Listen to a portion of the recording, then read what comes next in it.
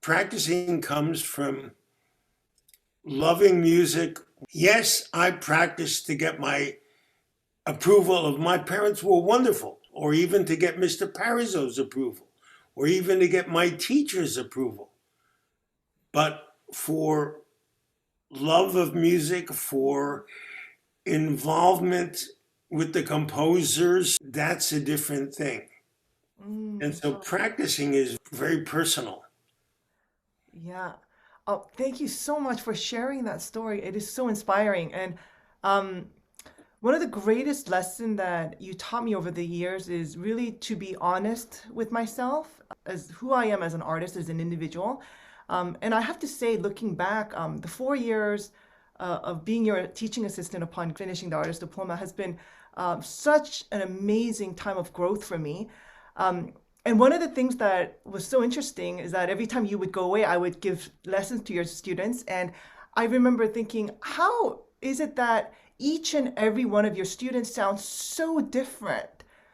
Each had their own specific voices and styles, and I felt like that no one was really forced to do it the Krosnick way, because the Krosnick way we all knew was really to be the best that you can be and really draw out that passion. And I think you really have this unique way about you that really draws out the best and challenging each student to truly be who they are as individual artists. And perhaps this insight and wisdom that you carry so naturally is what makes you one of the greatest teacher. And as my role as a teacher expands, I've been dying to know what are some of your teaching philosophies. Well, you know, what you talk about, if I am really able to do anything which you so kindly say I'm able to do, was because I needed to find that for myself. If I've been able to help people to their own voice, it's because I spent tremendous time trying to find my own.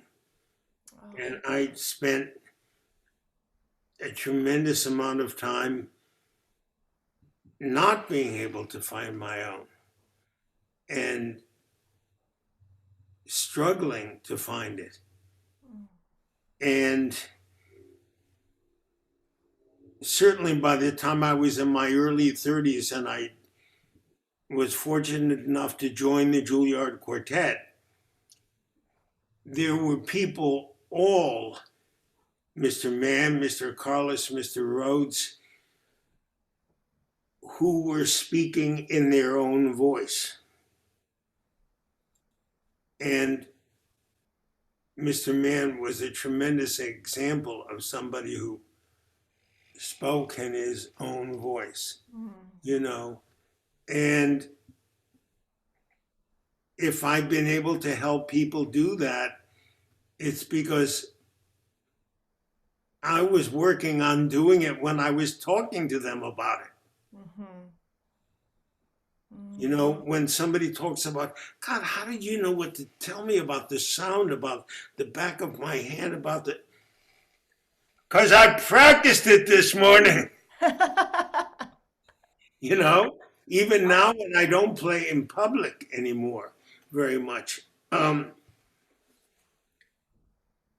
do practice certain things. And so when I've been working on somebody's sound with her and changing and just getting more vivid about her finding her sound. And she said, well, how do you know? I'm practicing it. I'm working on it, you know? And so when somebody says to me, God, you know, I can't play the Haydn concerto. I can't find any conviction about, I can't, do you know what I mean? The answer I feel like saying is, oh no, of course I don't. Of course I do, you know? Well, yeah, but you don't have a problem. I said, give me a break. I don't have a problem. And I remember years Mm. ago somebody playing the C major Beethoven Sonata, Opus 102, number one, and finding how do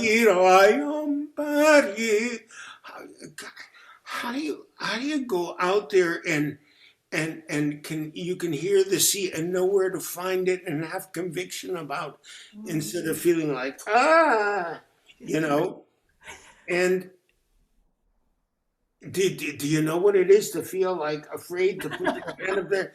And I said, absolutely. As a matter of fact, I'm playing a program with Mr. Kalish with that sonata on it, and I want to die every time I go up after the C. He said, wait a minute, I was at that concert. No, you don't. And I said, she said, you're totally comfortable. I said, I made my comfort Mm. practicing, feeling that pitch, feeling a muscle memory, very valuable Galamian word, feeling a muscle memory for, where's my thumb? Where's the hand feel? Where's the arm? What does it feel like? Mm. So that when I hear da da dee da ba is in my body, in my ear, in my gut, and in the bow contact point everywhere. But I made that. So when somebody tells me, oh, I'm so scared of this place, I'm not liable to laugh at them because Oh, I've been scared at that place too, it, you know. it's so beautiful what you're saying. And, looking back, is there a certain moment in your life where you took specific risk or obstacles that came in your life that you had to overcome that was important in your life? Yes, very much. Um, there were probably earlier ones. Sometimes also on this same topic, there were risks that I decided I would do because I saw other people doing it and I should be able to do that. Mm. It's not a great reason. Mm. But when I saw the great Rostropovich opening recitals with Brahms F, I decided I should be able to open the sonata with the recitals with Brahms F. I don't think I'll ever feel comfortable opening a recital if I live to be 180 with Brahms F. But he did, so I should feel that wasn't a very good reason. Mm. But I worked on my playing, on building my sound, my way of playing all the time. But at a certain point, when I made my New York debut, I decided, well, I've never taken a break and everything, but I put my cello in the closet, sort of, for the first time in my life, and said, let's just take a break for a bit. And I realized that if I wanted that a solo career, I would have to go and write conductors and say, I'd like to come and play Shlomo and Rococo variations for you, and have you hire me as the soloist, and the thought of doing that made me shrivel.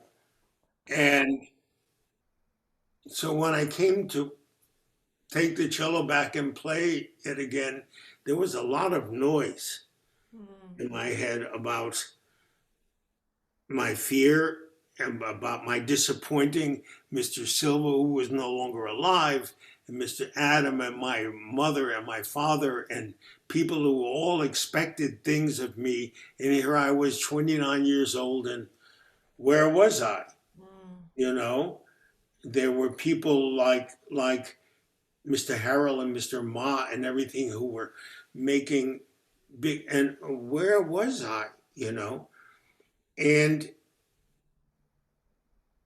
for about a year and a half, I basically had the cello in the closet and didn't play. There were exceptions occasionally, mostly when I forgot I'd committed myself to do some playing and forgotten about it. But I suddenly woke up one day and started practicing. A friend of mine had bought me a lot of Serve opera fantasies and Piatti fantasies and virtuoso pieces of all kinds. Got some out one day and I couldn't play this stuff. I couldn't do staccatos. I couldn't do the various things. And after about a year and a half of not playing very much,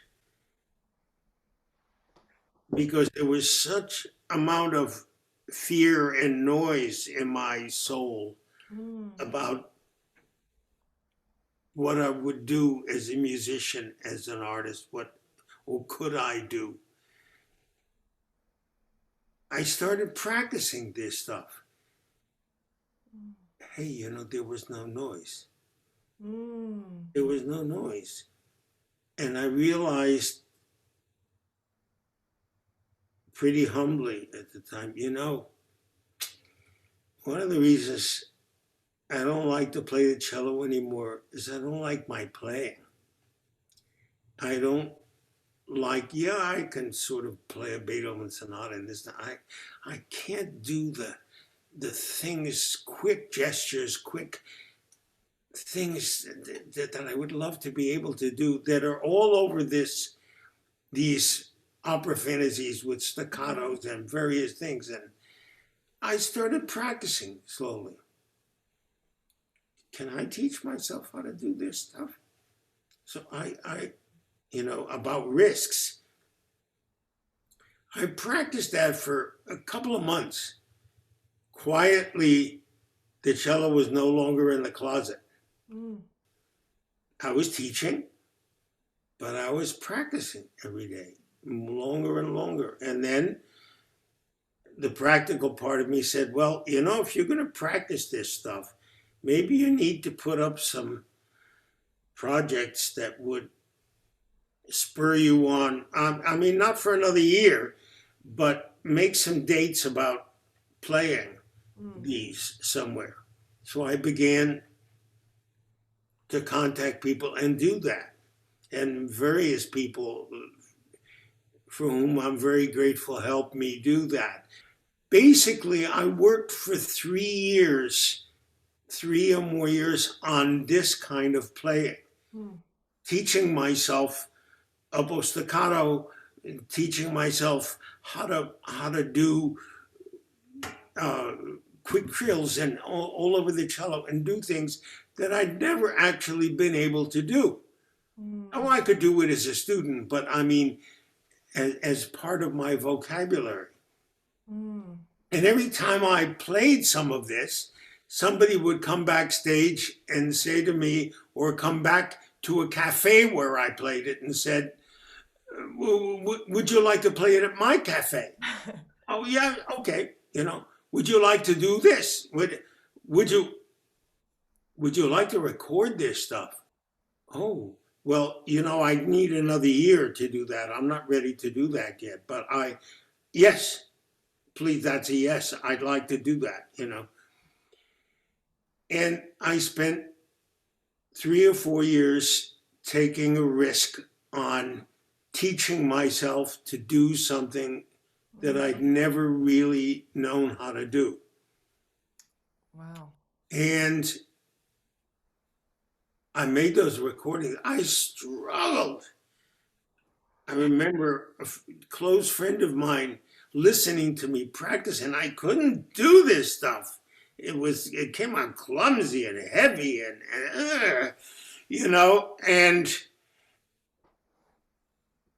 he was an incredibly brilliant fleet pianist, I remember. And when I was struggling away, I didn't see her. She was at the door watching me struggle.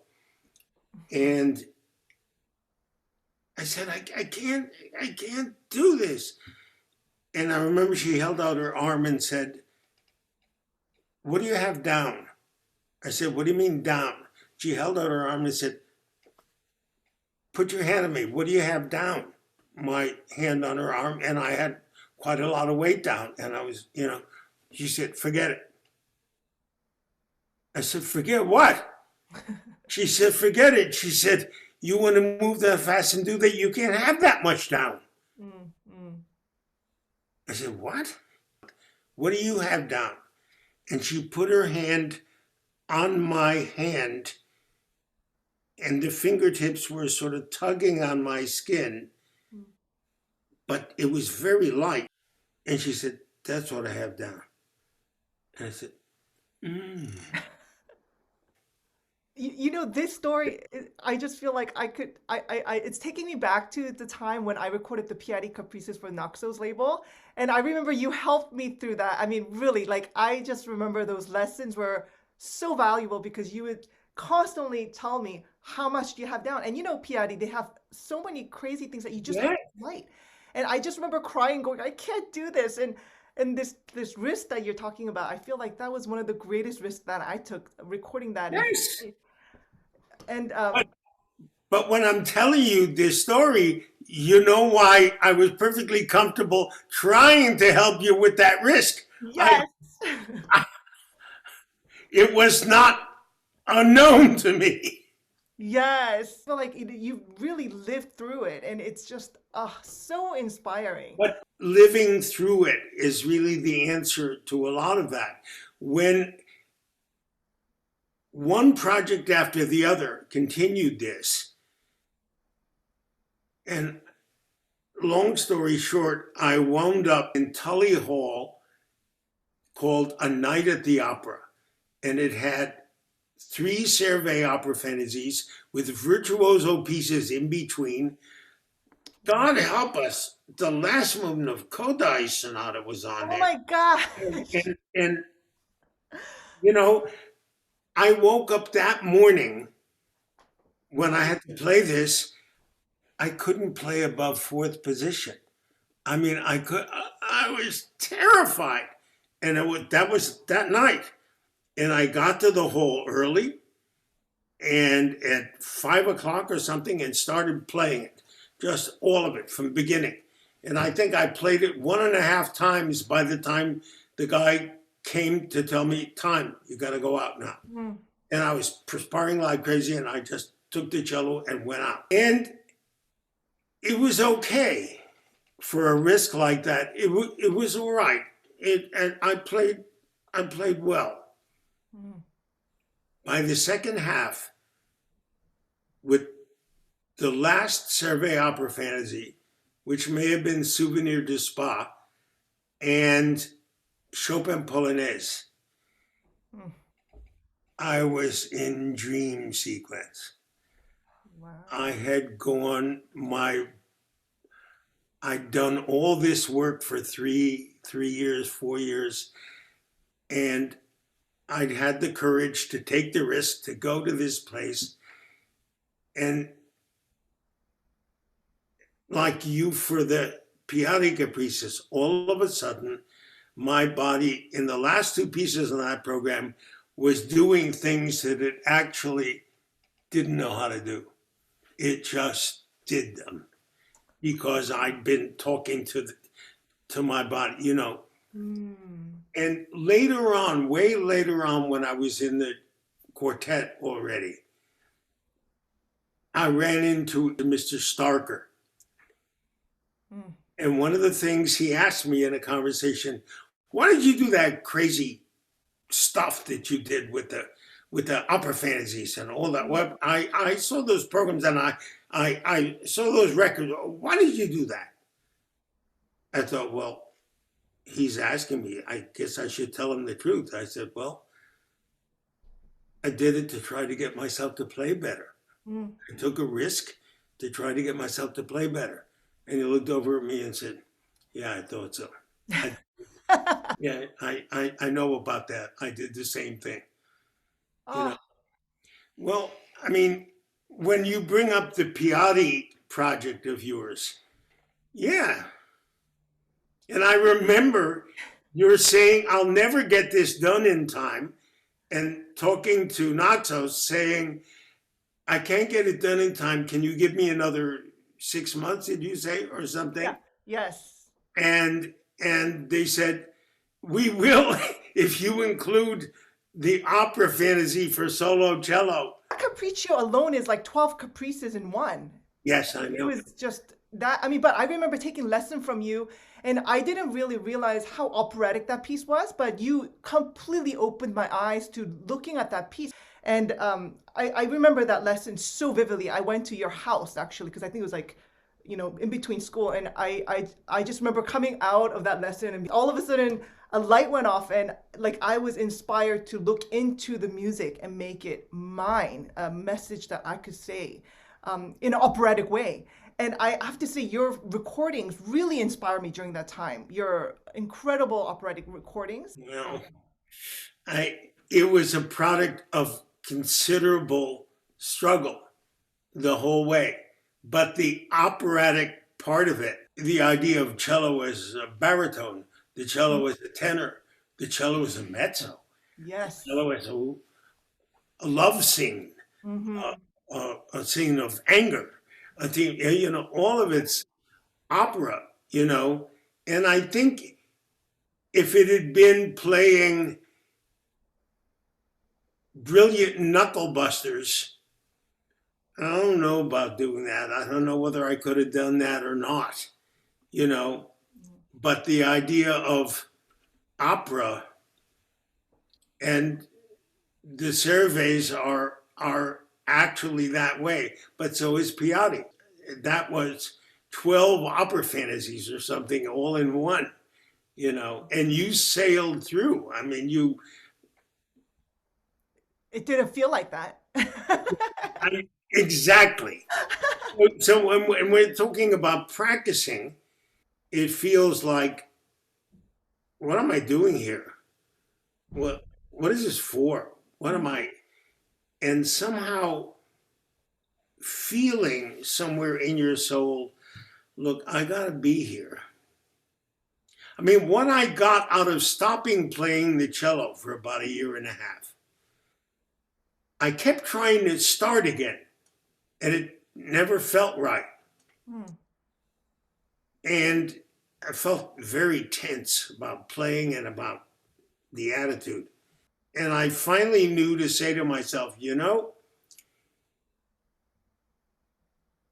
I'm not going to start playing again until I know this has got to be. Mm. This is what I'm meant to do. Oh, that's good. And by the time I joined the Juilliard Quartet, I knew it didn't mean I didn't struggle thereafter, Mm-hmm.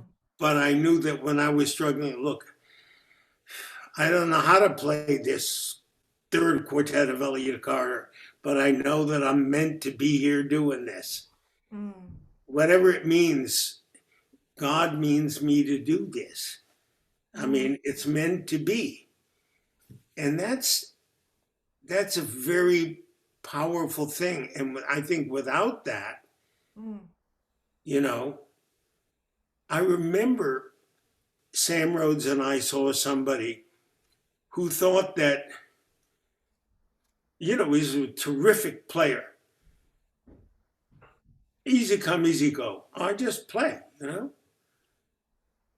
But what about probing the music? And what about, I just play. And I don't know. I don't want to play too much, and I don't want to. I don't really want to go on the road and have to play and practice. And but I play. And I remember Sam Rhodes and I turning to each other and saying, "What is that person talking about? Mm. What is he talking about? It's meant to be or it's not." Mm-hmm. And then if it's meant to be, then you got to give everything you got. Mm-hmm. I remember at a certain point when I was studying with Mr. Nygaard, how discouraged I was one day Mm. playing six Bach suite. Mm. Finished playing for him, and it wasn't particularly good, I didn't think. And I said, you know, what's the use? Why am I doing this? You know, and gents, I really trusted him because he'd really helped me. He was sitting in the corner and he stayed very silent when I told him how discouraged I was. And he said, "You and the cello, you all are like ham and eggs." And I said, "Like what?" And he said, "What are you talking about?" I'm from the South. Oh, well, ham and eggs, they belong together. Ham and eggs you eat for breakfast. You and the cello, you all are like ham and eggs. You all belong together. Mm, And I remember stopping on the verge of tears, mm. saying, "Wait a minute. I trust you more than anybody who's ever spoken to me about these things. Are you sure?" "Oh, like I'm sitting here, my friend. You and the cello, you all are like hammy eggs." And maybe I didn't know myself until Mm, years later, this is meant to be. mm. Oh, that is such a beautiful story. And when you're talking about practicing, I see some students that I have now and students that I've taught in the past, you and others. And I must say, it's a miracle when I watch them get in touch with something from their soul that is moving them to search and moving them to become more and more their person, their own voice.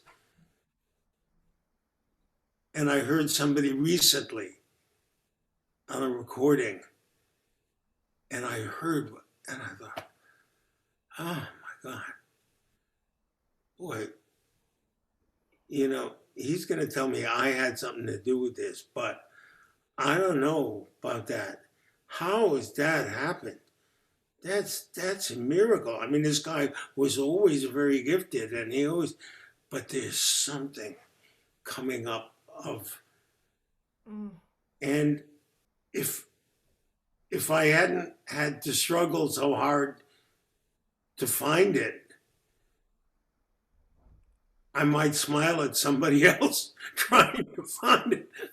But I sure ain't about to laugh at somebody who's trying to find it. And I saw somebody I was teaching in the last couple of years who played terrifically.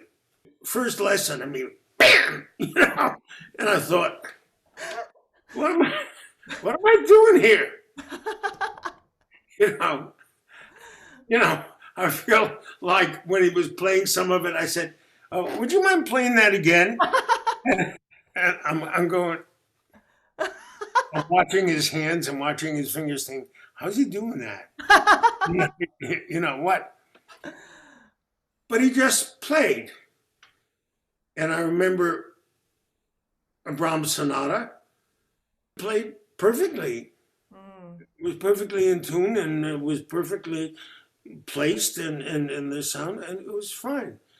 I didn't hear a voice or anything, but it was, you know, and other pieces.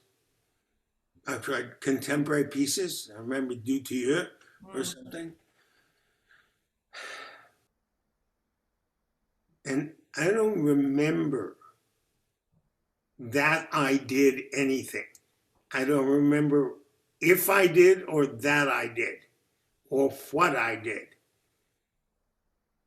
Bit by bit, for some box suites and whatever it was, I don't, the vibrato began to change. The sound began to, I began to hear shadings. I began to hear Mm. sort of a passion of, and I'm not going to say it. I'm not going to say anything. And finally, I said to him, "Hey, if you know, could you tell me what's going on? How are you doing these various things musically and everything that you're doing? Is that thought? Is that theory, musicology? Is that? Mm, And he said, I'm just trying to find my own voice. mm. And I said, oh, well, if it's any news to you, happy looking, baby, because you are finding. I Ah, said, yeah. I said, it's enough that I've wanted to ask you this for about a month and a half, but I didn't want to bother you, you know. And when it happens, it's a miracle. Mm-hmm. Mm-hmm. The miracle of people having a soul, having something within them that, with all the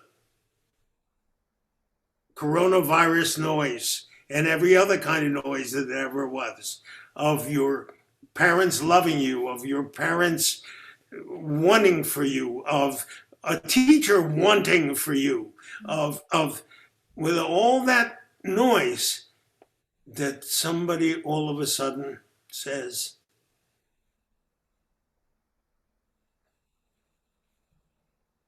my heart, my soul, my,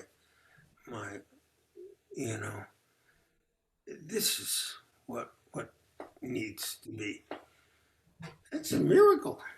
It is. Oh, and your sharing is almost making me teary because it is so true and it is so important to find your voice. And I know you keep saying to that you had nothing really to do with it, but honestly, you have been changing so many people's lives through your teaching, and I think it's your unique way of um, really journeying with them and kind of showing them how you journeyed and how you have discovered yourself, and along the way you encourage, and it's just so gentle and warm and so profound. um, and I owe so much to you because I really am, I think, as a musician, as a cellist, who I am because I've been influenced by how you have taught me. Studying with you for master's in artistship, that's 4 years, and then following after that, 4 years of being your teaching assistant, I just feel like those years were the years that really shaped me as a musician. And I teach a lot now, and that is one of my greatest passion.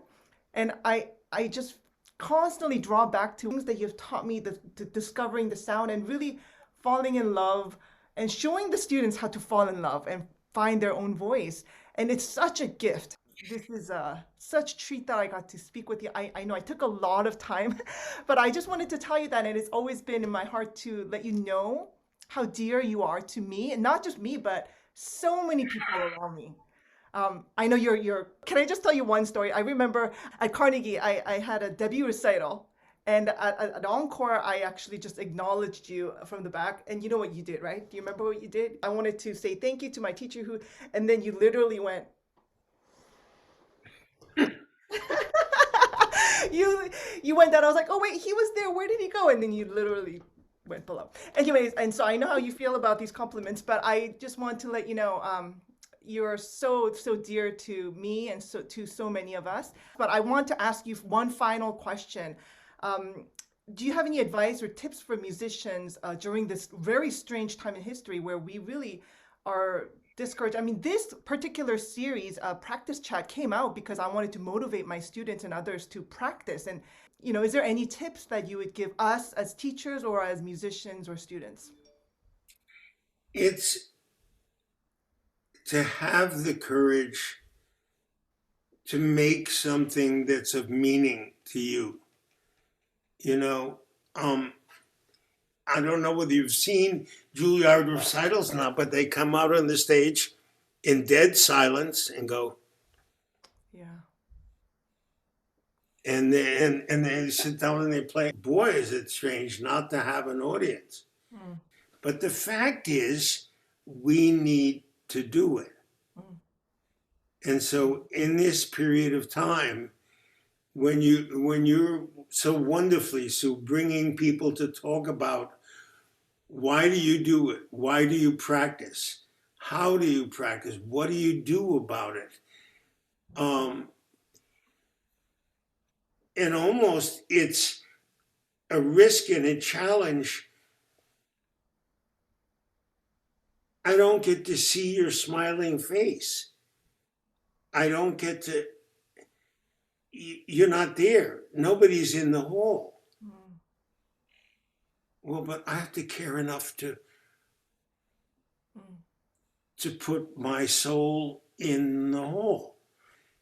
And I would say to the students, make the recordings, put them on YouTube, but take advantage of this magical, absurd technology that's all over the damn place now. Yes, Take yes. advantage of this, of this thing, and put it out there, because it'll be what wells up in your heart that Hmm. you put out there.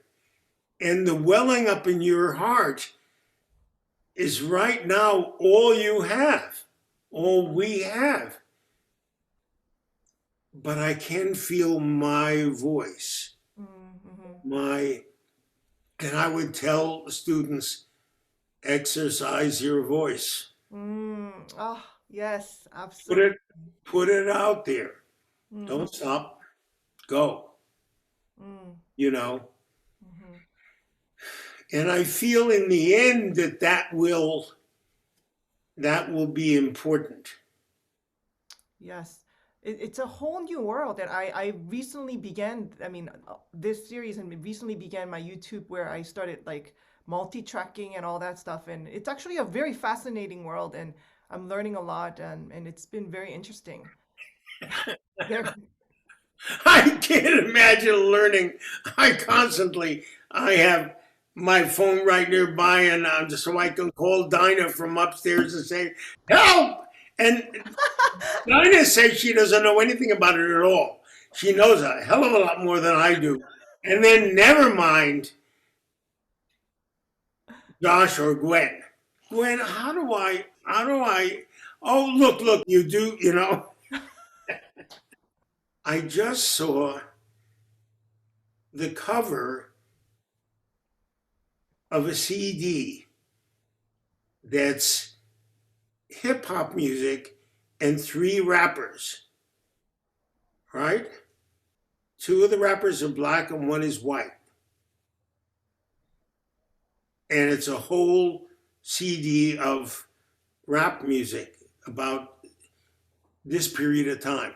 Mm. And I look carefully. Two of the black people I don't know. But the white person is Josh. Wow. I mean, I all dolled up in a hip hop sort of way, Oh, but I looked and I said, "Oh my God, oh my God!" that's And so I looked at that, and I will never tire looking at that cover. mm. I will never tire of it. And I look at it, and I said to Tanya, that's Josh, That's his voice. and that's his voice. And the fact is, Mm. in this period of time, otherwise, for our students, it's a place where there's no oxygen for us to breathe. Mm. Hmm. But you can, and I guess all of this talking that we've done, that I've done too much, that it's the expression of your soul, of your heart, that mattered all along. Mm. And this is just one more um, huge example of the noise that there can be that would prevent us from doing it. Mm. Yeah. It's pretty big. Hmm. Well, what I would say is let your voice be heard. And Mr. Krosnick, this is going to be so helpful to so many people because what you share is something that we all struggle with. And this has just been such an amazing time. I am so grateful. Um, Yeah, I hope that I can play for you one of these days, maybe even on Zoom. I would love to do that. That would motivate me to practice like a crazy woman. But anytime you want to play something for me, I would be honored. Oh, thank you. I am so honored to know you, and I'm sorry for taking up so much time, but this was like, such rich experience to just chat here with you. What a luxury, because I know that you're always running around. And by the way, I have a transcription of the Piatti Caprices by Mr. Silva, and it's fascinating. And that's the one that I recorded with. I'm gonna email it to you. That was an Italian edition originally, but all of Mr. Silva's editions are not available any longer. I know. And so I knew that. And so that's why I wanted to send it to you. And his practice method, Yes, it's yes, incredible, so yeah. systematic, and it's just so helpful. When I was recording, I went through those to really work on each one. He did the Serve that way, Serve Caprices. Uh-huh. He did the Piatti Caprices. Yes. He didn't do Pour, but he did. There were a couple of very strange ones that people don't play anymore. There was some Italian contemporary composer called Guerini, Huh. Guerrini. Guerini. He did that. That was important to me, that one, because they were contemporary, sort of polytonal. Yes, I recognize it totally. Yeah, Yeah. And yeah, each one, every single number has these incredible direction on how to work on it. Like number two, that's just yes, yeah, yeah. so amazing. I Anyway, remember. I remember. and I will send that to you. And I had one other quick question. Was this your cello? Because I'm right now using a Guarneri cello, and I was told that the 1710 is a Guarneri that you used to use. So many. Is this the cello that you used? This Yeah. is the 1710 Andreas Guarnerius. This one was played by Alexander Ivashkin, and it was on a life loan to Alexander Ivashkin. And then when he passed, the private donor decided to loan it to me, so that's how I have it right now. Is that Joseph Filius Andrea? Yes, Yes. Joseph Guarneri Filius Andreas. When I'm looking at it now and I see the different grain of on the top, the Yes, different piece of wood, yeah, I think so. really. That is amazing. What a crazy, crazy circle of life. Yes, yes. That makes me even happier having this cello. And I treasured this time with you so much. Thank you. And I will take up your offer. I will send you my stuff, and you could, you know, help me. I would love it. Thank Great. you. You're welcome. Take care. Take care. Have a wonderful Yeah. day. Be Bye. well. Thank you, Yes, Sue. you too.